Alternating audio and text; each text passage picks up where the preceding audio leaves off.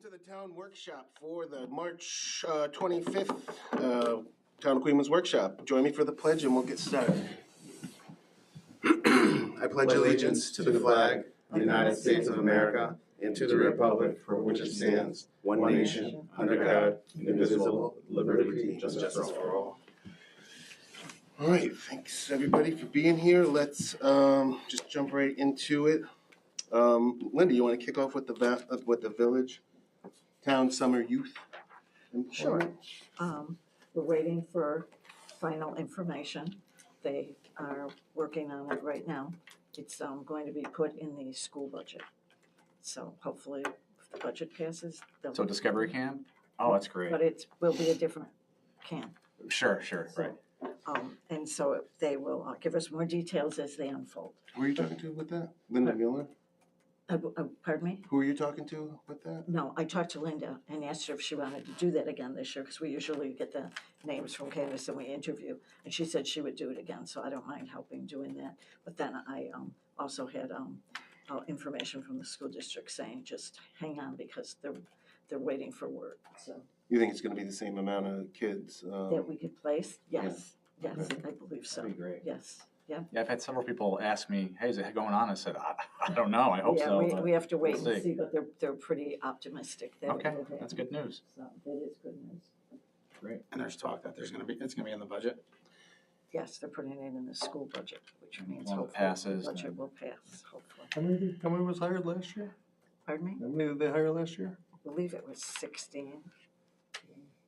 I think it was, Somewhere between 15 and 20. yeah. Typically will hire. 16 or 18 maybe? Right, But your applications, I think, was about 40. and I think we need to put an age on Right. the application. We're getting a lot of students coming out of the middle school that are 14. Yeah, We can't put a 14-year-old in a classroom with a 12-year-old. I agree. So, Yeah. so we need older students, but if you could think of a program that for those 12 to 14-year-old kids, 12 to 15, Yeah. 7th to 9th grade, that would be wonderful to have a project for them where they could be learning work skills and do something for the summer. Okay.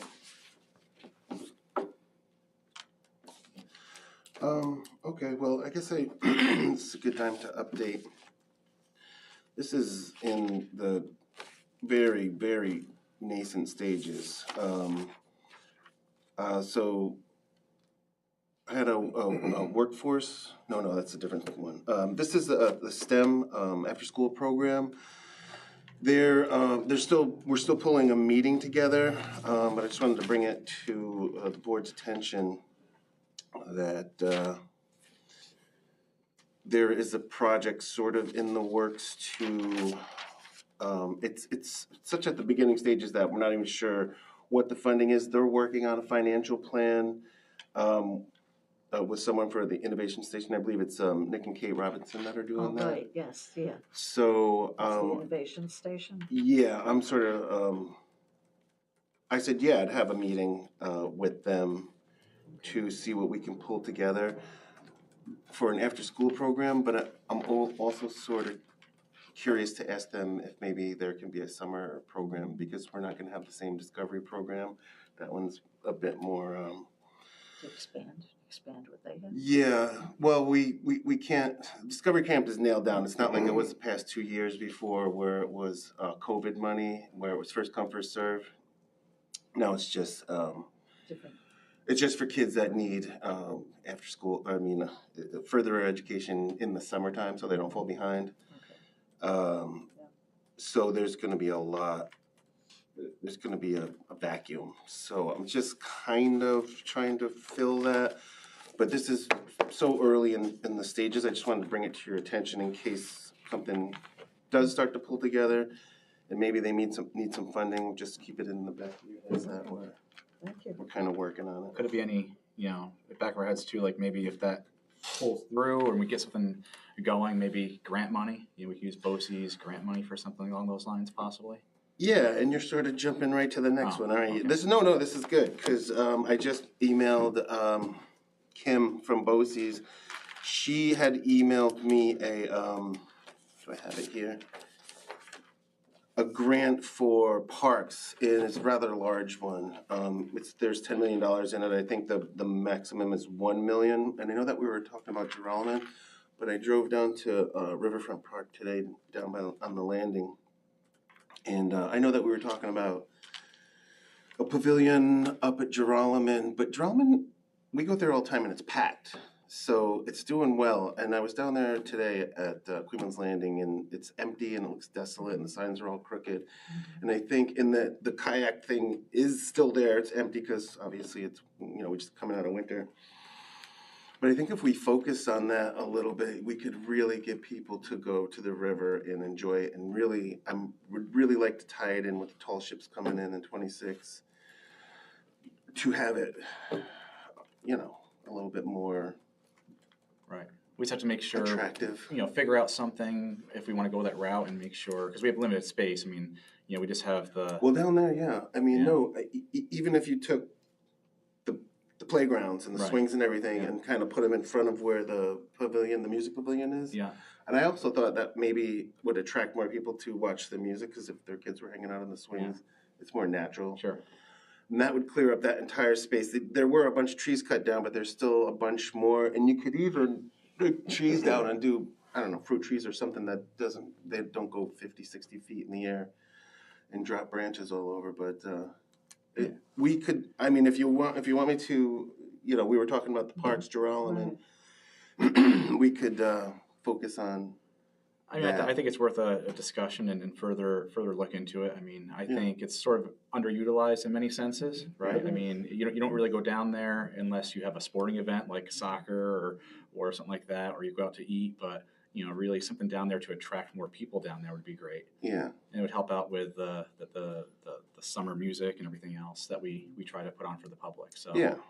Yeah. I agree. I mean, it's definitely a discussion. And I do know that Linda Muller's working with the Y in Coxsackie, to do some programming at the Ravena Park, but I don't know if we couldn't have the same advantages with working with the Y. If they would bring programs down there for children, families. For us? Yeah, I mean, we've never approached them, we've never done anything. Who was that? Linda Muller again? Linda Muller, It's up to the talk to pool Linda, chair again. the village trustee. She had that idea? She did. Linda had the idea to work The with the Coxsackie Ravena way? Park, right? Because when we tried to do the rec program, 3 years ago, I think, it wasn't good, was it? Okay. It wasn't what we wanted it to be, and it was also very hot that summer and brutally warm, and just weather, and we didn't want it to be, kids just went down there whenever they felt like it. We wanted it more structured, and we had a lot of problems with that. Yeah, because I was thinking of your idea of your email, where the heck is it? Of the last time that we were here with the, summer youth employment. Down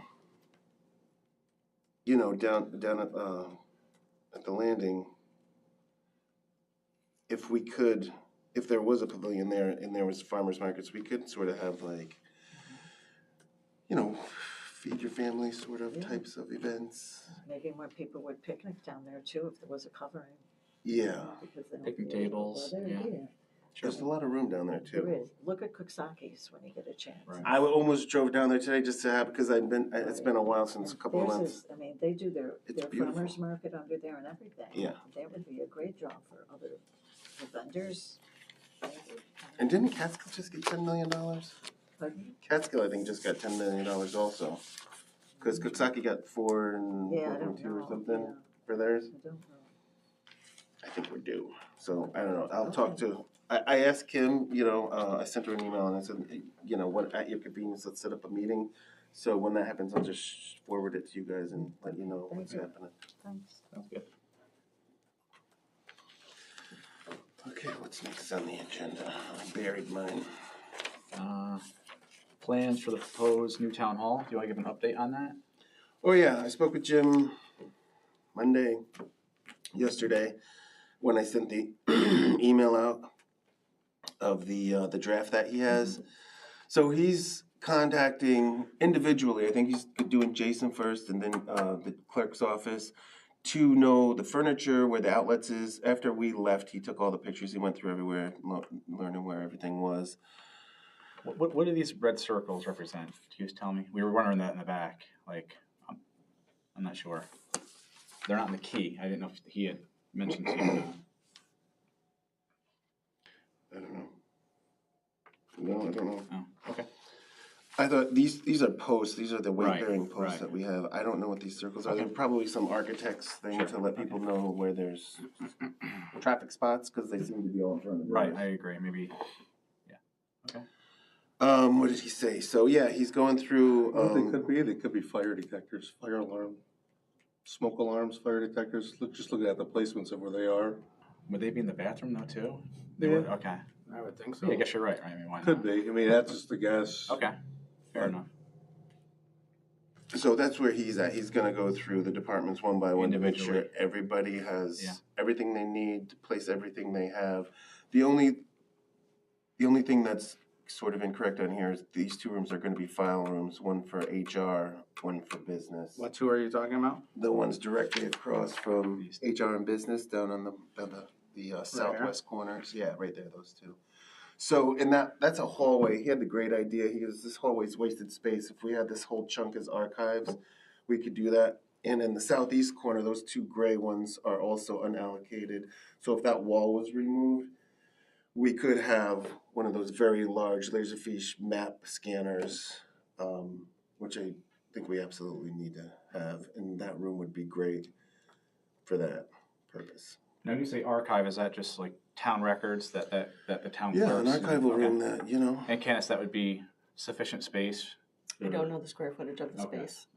Well, just for context, this right here, the town clerks, I know it's a crazy shape. That's 480 square feet. Okay, So you gotta imagine this is like 500 to 600. sure. How do you know? My How do you space know is that? actually better for Jason. What's that? The space that I'm in currently, I think is better for building.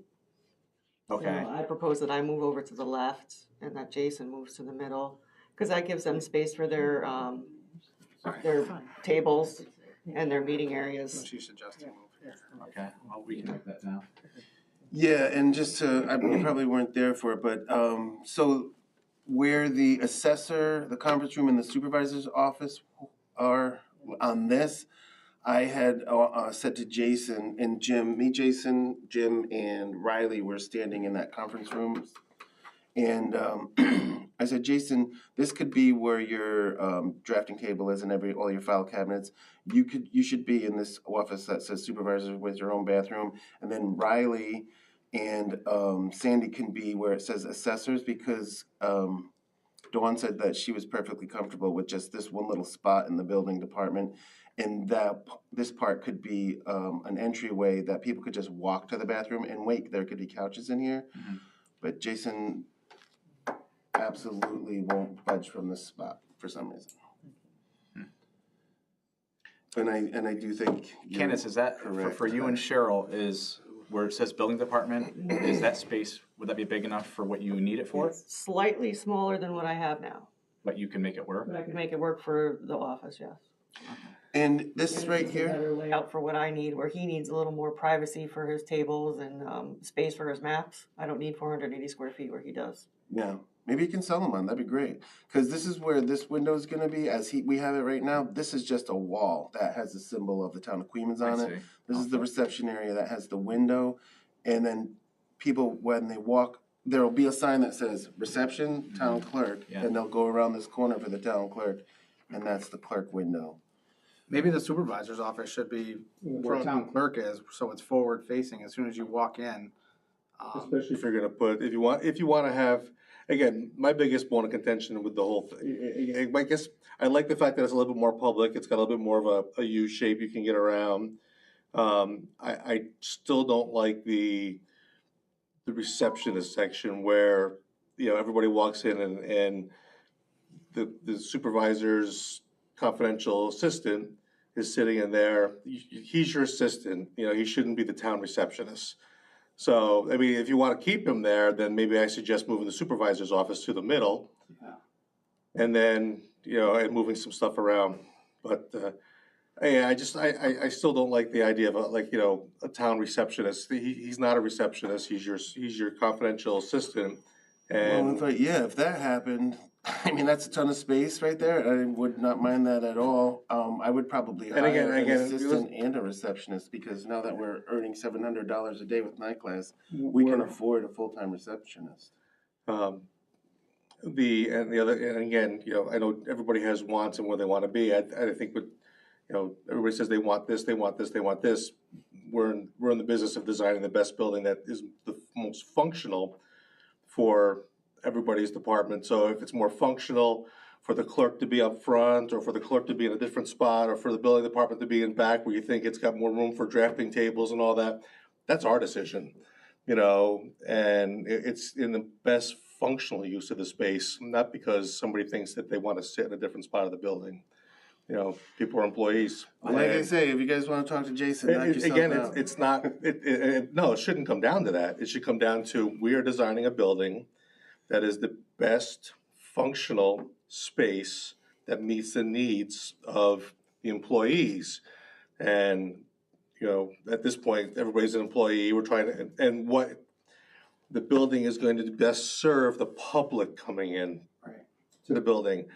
And, you know, we try to take everybody's, you know, thoughts into consideration, I think, when it comes to the employees coming in, and give them the best space, the most space that we can afford them.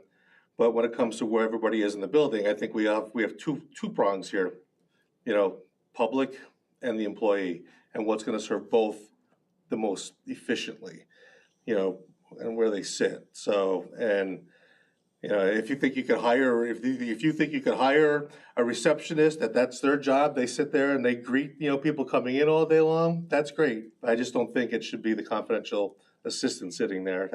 He's got a specific job. Hold on a second. It depends on what you're here for, Can we sir. help you?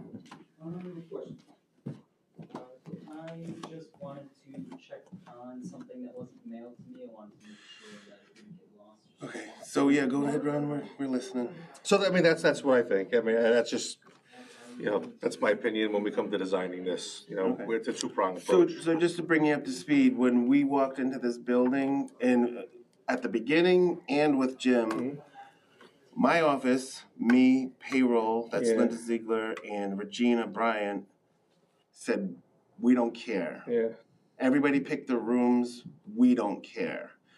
So however hashes out, we don't care. Yeah. But the assessor needs a window up front so that when people come to her, she can see her. Building department said the same exact thing. And there needs to be a receptionist area, so that's there. And then if people wanna swap, that's fine. Like I said, I spoke with Jason and Riley and Jim right here, trying to convince them it was twice as big, and please use it, and they said they were comfortable there. So when you're dealing with, you know, six Yeah. different people wanting six different things, you sort of just stand back and let people choose what they wanna choose. And the space works no matter who is where, I think. I mean, payroll rarely talks to people, business hardly ever talks to people. I have people by, you know, when I'm scheduled to have a meeting, so that wall would probably be gone. This would be almost like the office I'm in right now, because that table would fit right there. This is big enough for Dawn and Marilyn. And, you know, if there needs to be whatever's left over, we'll go into, because Well, I think, and I'm hoping when Jim Clark calls the town clerks and the business department, and he calls all these different people, express your concerns, and He hopefully, called me the other day and he asked for a list of the furniture I have, and that is it. okay. This has a pole in the middle of my office. Is that red? That red there? square is a pole, which cannot be moved because you see like the square of supporting beams there. Yeah.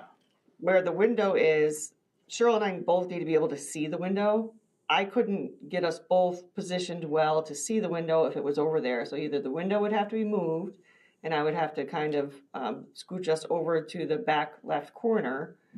But I would really prefer, I just don't like the shape and the layout, and I'd rather be over in the left top corner. Now, if we can't come to a compromise, who makes the final decision?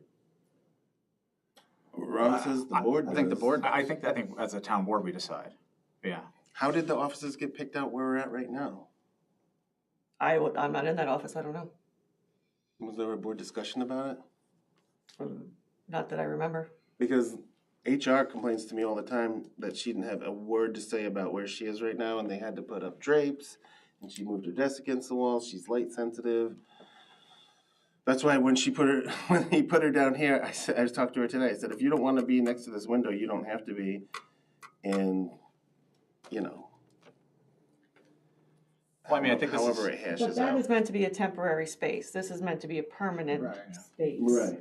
I really need to impress upon you that this is a permanent. And we have to town hall. look down the road, like, cause I don't wanna be moving walls and doing things. I mean, we're all not gonna be here, you know, in these seats 20 years from now. I'm not sure why you're not entertaining putting archives in the garage directly north of the building, which I believe already has heat in it. It'd be easier to set that up and then actually try to configure a meeting room.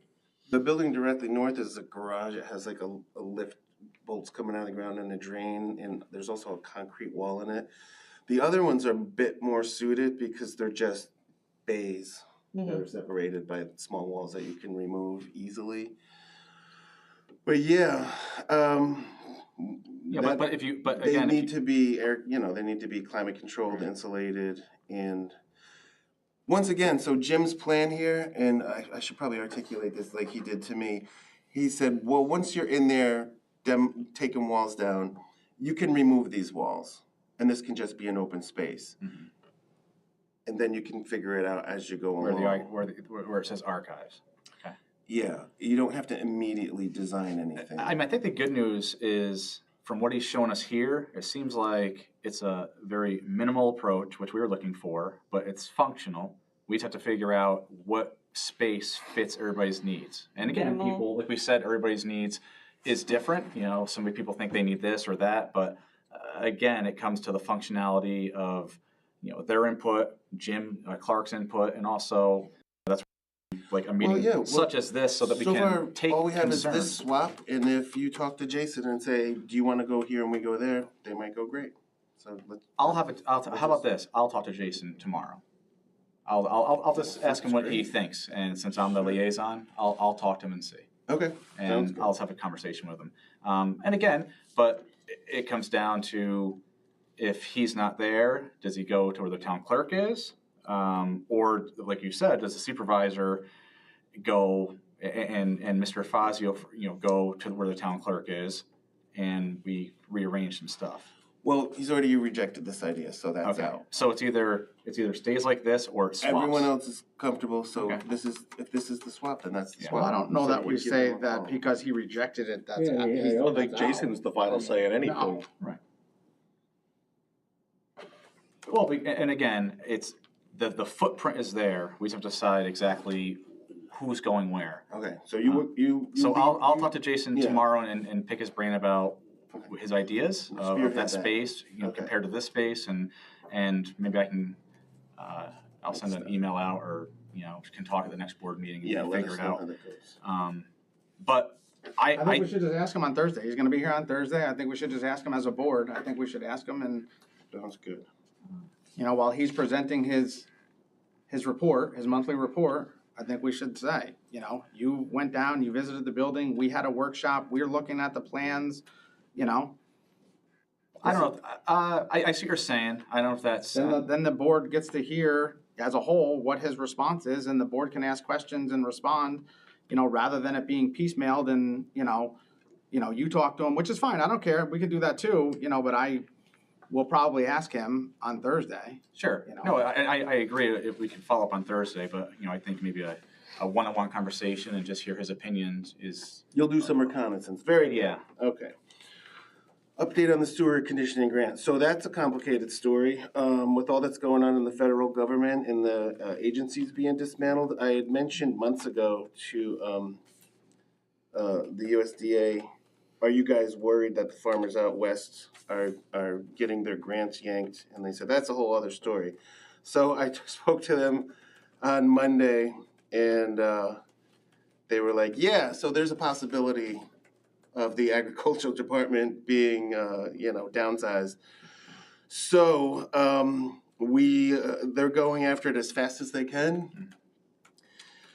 And I contacted G&G, Jay Grasso at G&G for the income survey. So that's going to be ready to go next week so that we can go after the other funds. But I need to ask you guys as a board, do you think that there are going to be millions of dollars in funds as we go not even 100 days into this new administration? It doesn't seem like. What I do know is that we have been told a number of times that the pump stations need work. Yeah. And we've been told that we as the town have to pay for that out of pocket regardless of whether we're gonna get the USD grant, whether we're gonna get reimbursed, we have to pay for it out of pocket. So I think we as a board need to make that decision. Are we going to bite the bullet and figure out how to pay and you know, put some money into at least the pump stations? You know, I mean, Yeah, that's still moving forward. They're getting bids right now. okay. I think we at least, you have to do that because it was gonna be in that Yeah. $500,000. We're still regardless, trying to right? get I the mean, $500,000. Right, right. But the question arises, do we think that there's gonna be $2 million to go after in the USDA grant? How much is it gonna cost to go after the $2 million? Like, we have to pay for the income survey, right? Probably $80,000 off the top of I my mean, head. You have do you- 21 or 2 for the income survey, 50 for the engineering report. What else? I mean, I let's think, just, that's pretty much all been had you know, laid so out. do you put forth $100,000 in the hopes that what was told to you would eventually happen? Or at least get you something more than $100,000, maybe not $1 million, but something more than your investment? Or do you say, There's a lot of uncertainty right now, so what do we think? I think our sewer stations are in dire need. I think Yeah, they are. I think you have to go, in my opinion, I would take the risk and I would go for it. I mean, It's one for a go for it. I think even if you don't get the full like 2 million, if they give you 800,000, you spent 100,000, you get $700,000 worth of stuff. I don't know. Okay. But again, I mean, I'm all about hearing other people's opinions to see what you think. I mean, are we locked in? We're locked into the income survey already, correct? Like we're not calling that off based upon what we're hearing. No, that's we're going either forward. we could stop it right now. We If could stop it. Yeah, we just would say no thanks. But it has value if we get it done. That was the whole reason we were doing it. Right.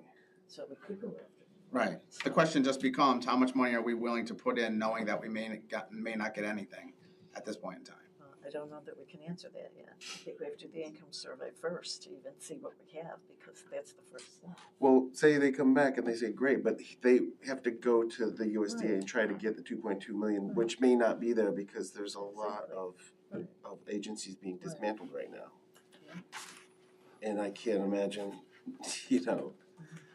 the federal government at this moment going, yeah, this little town, we care about that. It's not. It's not an easy decision. I don't. Well, maybe we just think about it then, but we do have to the end of the week. I mean, we have to pull the trigger on this, otherwise we miss the window anyway. Yeah. Because they have to do it in March. Right. So that we can hit the May deadline to apply for the grant.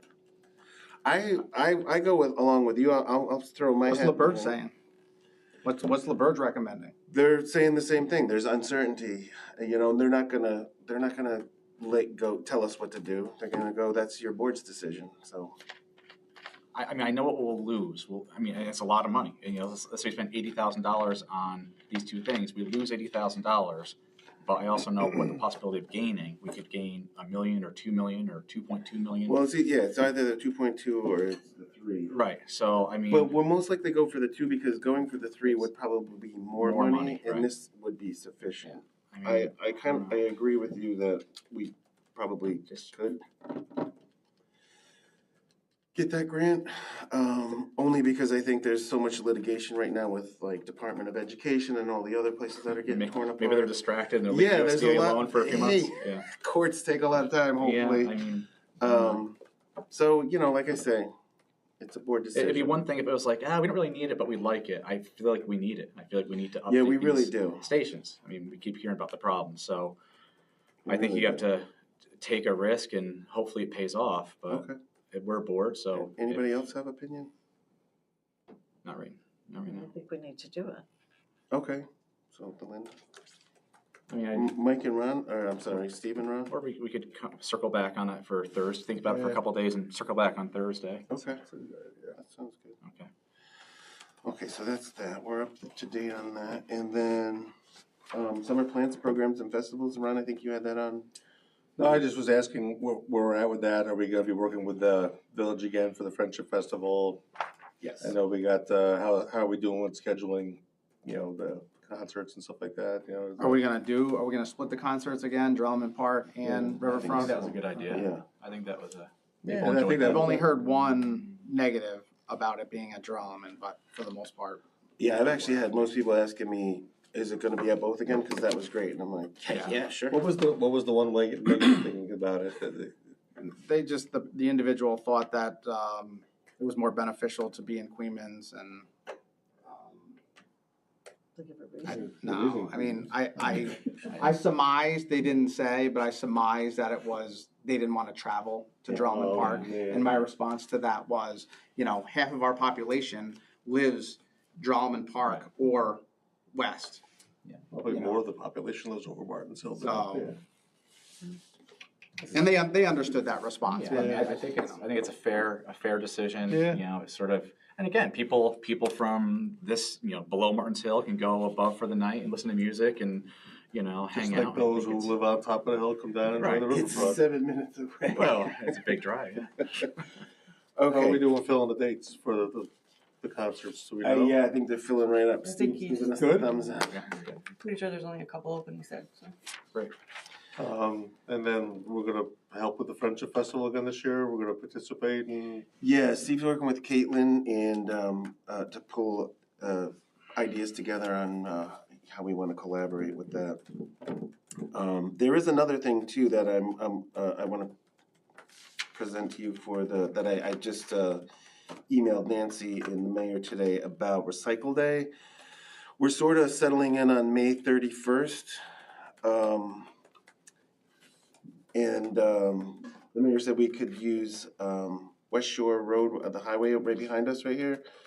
I think for the town, we should also provide a second one, you know, for people that are over in the hollow. Either town highway or leachate, maybe, whatever. We used to, Did yeah, we used anybody, to use the highway department. did we? Okay, Yeah. good. So that seems like an easier one, cause leachate's kinda. How are we gonna fund it? How do you guys do it before? Is it just volunteers? So Steve, Donations. yeah. Okay. Steve's been reaching out. So far, Charlie Thiel says he can donate dumpsters, and who did he reach out to? I think he reached out to Collins and Pierce because they were the other two. We And did he get a response about? just from Charlie so far. And we can fund it. Once again, we're making over $700 a day in interest. So if we have to, and we should as a town. I mean, we shouldn't be beholden to industries and business to donate in order to have services for our residents. So we could allocate. I think it was $15,000. Do you remember? The last recycle day, I think, to take the actual stuff to Albany. So I think that the residents deserve We that. need to pitch in, I think, sure. I would hope and appreciate if businesses would help donate and Yeah, that's why help we the reached residents out. out. Yeah, so we'll see how They're it part goes. of I the think it's a great community, idea. too. I know we didn't do it like last year, but I think it's a great idea for this year. Yeah, because we didn't have money last year Yeah. when nobody wanted to donate. And once again, Charlie did say he wanted to last year, but nobody else responded. So we didn't have recycle year last year because we didn't have sponsors and we didn't have money. This year we have money, so we're a town that's becoming affluent. It's very popular. Yeah, It's really like it. Also, the town board members are the ones that work at it. yeah, I'm Just so excited you actually. know ahead of I'll time. bring my gloves. Yeah, and bring your junk too. That's right, my junk as well. Candace has always been there too, but I'm not putting it on her. I'm counting on her. And so the last thing that I have is work-based learning. So I'm reaching out, and this is all, once again, just today's stuff, to the school, and John Fink has has a classroom. You remember the water cooperation that we're doing? I took a tour with him months ago of his facility, and he has a classroom, like a college classroom, with an overhead door that you could pull a truck or an ambulance or something into if you needed to examine it. So we started talking about employees, and I said, I know you probably need employees, and he's like, yeah, we have 6 drivers and 12 trucks. So the whole the workforce development idea came back, and then on the heels of it, very recently, who was I talking to? There's a work-based learning program at RCS, so I reached out to RCS, Principal Funk, and started pulling people together to have a meeting. I think we're settled on the 2nd of April. It's a Wednesday, right? Because teachers have to stay. Yes. It's a Wednesday, it's next week. Yeah, next week. Yeah, so that's at 2:45, and I invited general manager of Finks, if John can't make it, so that we can start to pull it together.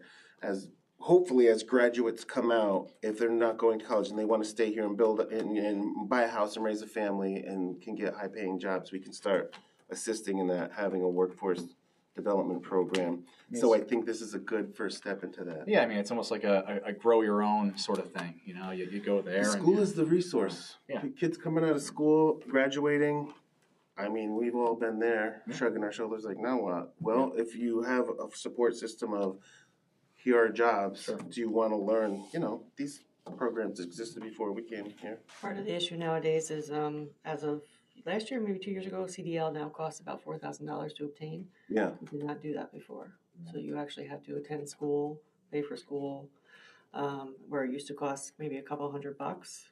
Now you actually have to put up about $4,000 to get a CDL, which makes it harder. A company, you know, the companies around who need CDL drivers, they would, They do. Yeah. Some of them yeah, do. say like, hey, we'll send you, just like us, like we'll send you to school and you give us 5 years, a guarantee and or something like that. Drivers are always in demand. Sure. There's such a shortage of drivers, bus drivers, truck drivers. There's always a shortage of drivers. Well, that's all I got. You guys got anything else? I covered everything on my end. Got anything, Rob? Anything else? Steve, Linda, have anything else? You want to talk? No?